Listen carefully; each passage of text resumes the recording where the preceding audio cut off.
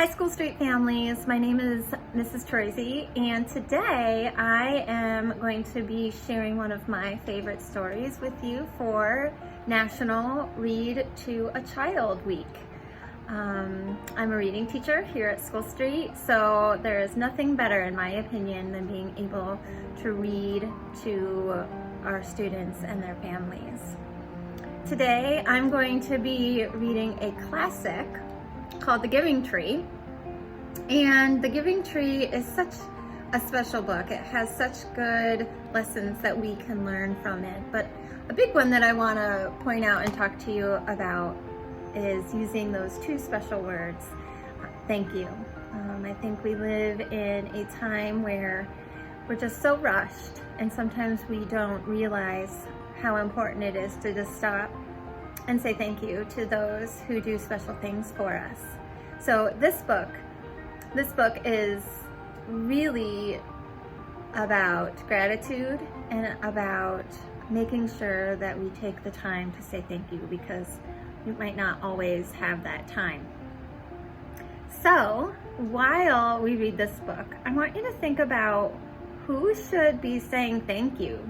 Should the little boy be saying thank you? Should the tree be saying thank you? And why?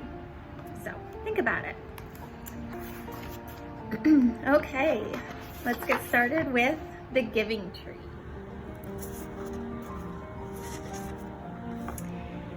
There once was a tree,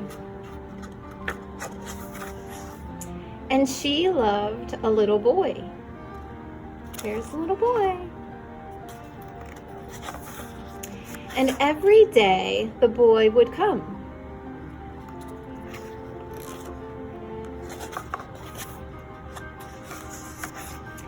And he would gather her leaves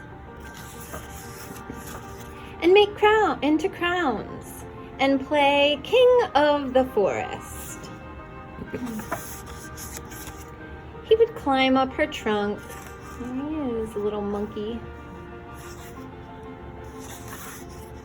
And swing from her branches. His little toes over there. And eat apples. And they would play hide and go seek. And when he was tired, he would sleep in her shade. So there he is, taking a little nap. And the boy loved the tree.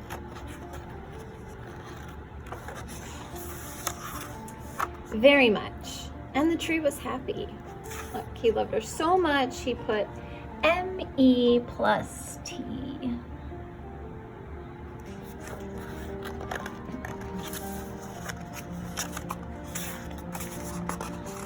But time went by. If you notice, doesn't he look to be getting a little taller? And the boy grew older. Notice there's two hearts now. One says me plus T, and the other one says me plus YL. And there's 2 feet. So someone's joining them. And the tree was often alone. Then one day the boy came to the tree, and the tree said, "Come, boy, come and climb up my trunk and swing from my branches and eat apples and play in the shade and be happy." "I am too big to climb and play," said the boy. "I want to buy things and have fun. I want some money. Can you give me some money?" "I'm sorry," said the tree, "but I have no money. I have only leaves and apples." "Take my apples, boy, and sell them in the city. Then you will have money and you will be happy."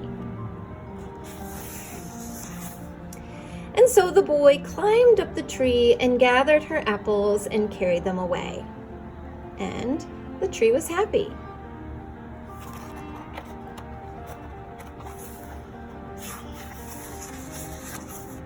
But the boy stayed away for a long time, and the tree was sad. And then one day the boy came back, And the tree shook with joy, and she said, "Come, boy, climb up my trunk and swing from my branches and be happy." "I'm too busy to climb the tree," said the boy. "I want a house to keep me warm," he said. "I want a wife and I want children. And so I need a house. Can you give me a house?" "I have no house," said the tree. "The forest is my house. But you may cut off my branches and build a house. Then you will be happy."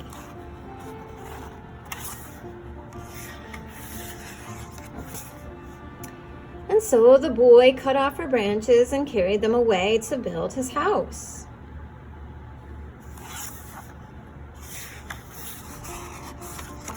And the tree was happy.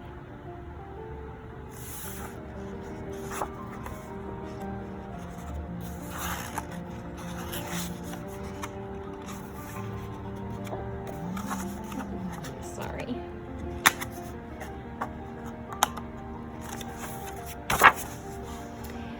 But the boy stayed away for a long time, and when he came back, the tree was so happy she could hardly speak. "Come, boy," she whispered, "come and play." "I'm too old and sad to play," said the boy. "I want a boat that will take me far away from here. Can you give me a boat?" "Cut down my trunk and make a boat," said the tree. "Then you can sail away and be happy." He's definitely getting older, isn't he? And so the boy cut down her trunk and made a boat and sailed away. And the tree was happy, but not really. And after a long time, the boy came back again.